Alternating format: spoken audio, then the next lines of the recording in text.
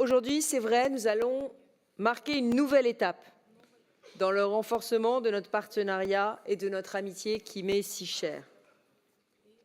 Depuis le 24 février 2022, jour de l'invasion à grande échelle de votre pays par la Russie, la région s'est mobilisée sans relâche pour vous apporter un soutien concret et durable.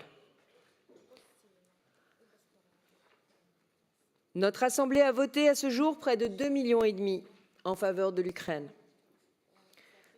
Nous avons également adopté à 2 reprises une motion condamnant avec la plus grande fermeté l'agression russe et affirmant notre solidarité sans faille à votre nation et au peuple ukrainien si fort et si courageux.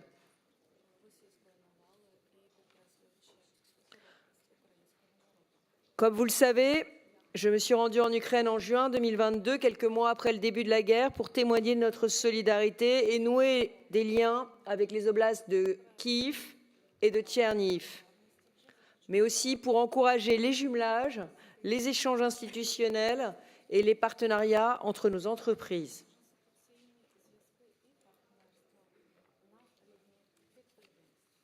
Depuis, la région Île-de-France a apporté plusieurs aides concrètes.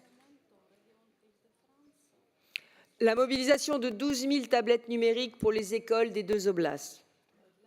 La livraison de 9 semi-remorques de mobilier scolaire destinés aux établissements détruits ou endommagés. La fourniture de groupes électrogènes et de systèmes de chauffage collectif au bois.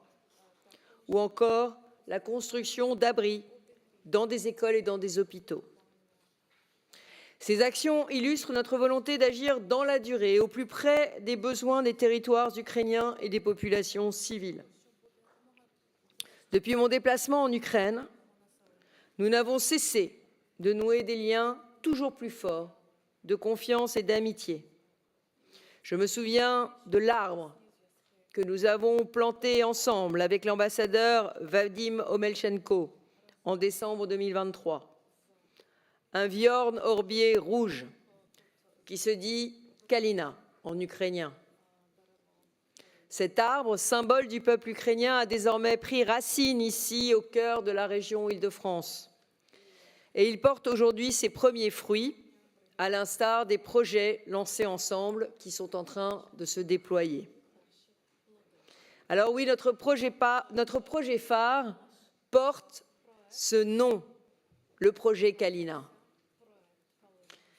Cette initiative, cofinancée par la région et le ministère des Affaires étrangères, vise à renforcer les capacités des administrations locales ukrainiennes dans la gestion des fonds européens.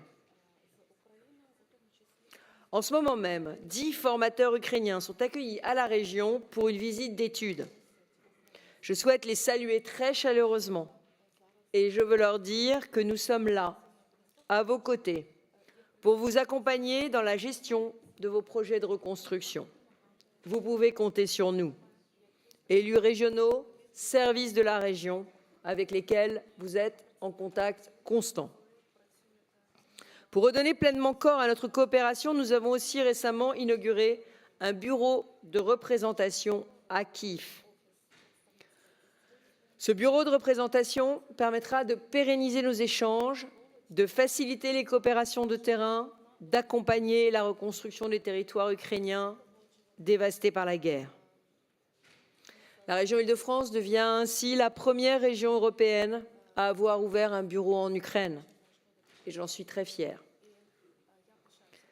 Monsieur le gouverneur, récemment, vous m'avez alerté sur une des principales difficultés rencontrées par l'oblast de Kiev. Cette difficulté, c'est le déplacement des populations à la suite des attaques qui ont fortement endommagé tous les moyens de transport. Aussi, j'ai le plaisir de vous annoncer que la région Île-de-France va mettre à la disposition de la région de Kiev 260 bus et 140 pour la région de Tcherniv. Ce don de 400 bus constituera un appui important à la mobilité quotidienne du peuple ukrainien, et notamment pour les transports scolaires. Dans un pays où de nombreuses infrastructures ont été détruites, ces bus vont permettre de rétablir des liaisons essentielles entre les villes et les régions, de faciliter les déplacements des travailleurs, des étudiants et des familles et de soutenir la reprise économique. Il s'agit d'une aide concrète, utile, immédiate, qui va, je l'espère de tout cœur, faciliter la vie quotidienne du peuple ukrainien. Monsieur le gouverneur, cher Mykola, en signant aujourd'hui ensemble un accord de partenariat, nous franchissons une nouvelle étape majeure, celle d'une coopération renforcée et de long terme entre la région Île-de-France et l'oblast de Kiev. Cet accord scelle également une vision partagée, celle d'une Ukraine européenne, libre et souveraine, qui s'appuie sur des institutions solides et des coopérations étroites avec les autres régions d'Europe. Enfin, avant de conclure, permettez-moi de saluer dans la tribune Madame Rita Lira, que nous avons la joie d'accueillir au sein de notre hémicycle.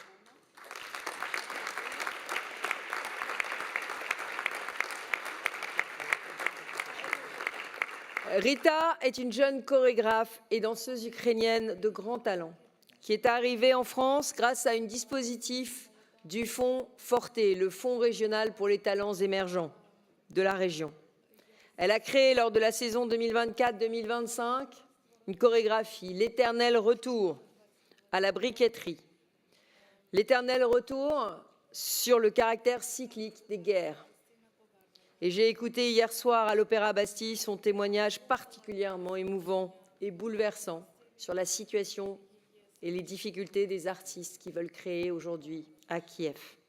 Et donc je lui ai dit de transmettre le message à tous ces artistes que le Fonds Forte les attend en Île-de-France.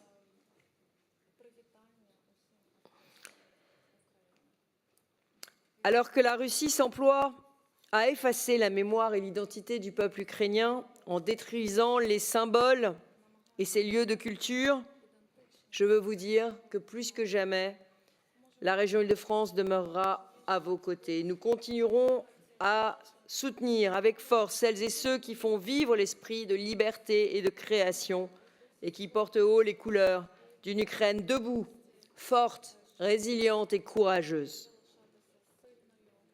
Cher Mykola, au nom de l'ensemble des élus de la région Île-de-France, au nom de tous les Franciliens, soyez assurés de notre soutien plein et entier et de notre profonde amitié, car nous savons que votre combat pour la liberté, c'est aussi le nôtre.